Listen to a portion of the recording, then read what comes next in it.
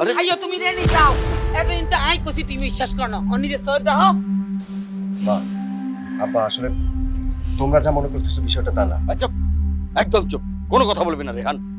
ছি, আমি নিজের চোখে যা দেখলাম তাও কি অবিশ্বাস করতে হবে আমাকে? হুম?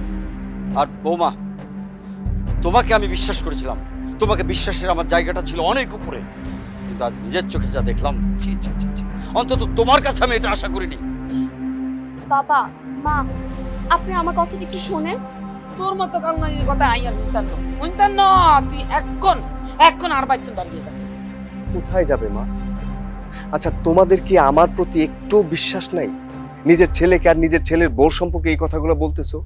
বিশ্বাস আসিল বিশ্বাস, কিন্তু এই কাল নাগিনি তোর বস করিয়া লাইছে। মা মা পৃথিবীতে কেউ কাউকে বশ করতে পারে না। তোমাদের দেখার মধ্যে তোমাদের বোঝার মধ্যে ভুল আছে, এটা মেনে নাও অন্তত। আমি আর এই বিষয় নিয়ে এখন আর কথা বাড়াতে চাই না। কারো মান সম্মান থাকুক আর না থাকুক, আমার তো আছে। কেউ যেন আঙ্গুল তুলে আমাকে বলতে না পারে যে আপনার ছেলের বিধবা বউ তার দেবরের সঙ্গে ফষ্টি নষ্টি করেছে। যা হবার কালকে হবে। কাল বেন বেলা কিতা করবা তুমি? কিয়া করবা? যা করুন অনি করতে হবে, এই নষ্ট মাইয়ারা আর বাইতন বার করি তো আই হেতির মুখ সাইতান নয়। কাল সকাল ছাড়া হবে না এটা। ওর তো একটা গার্জেন আছে নাকি? সে আসুক, আসলে এটার একটা বিহিত হবে।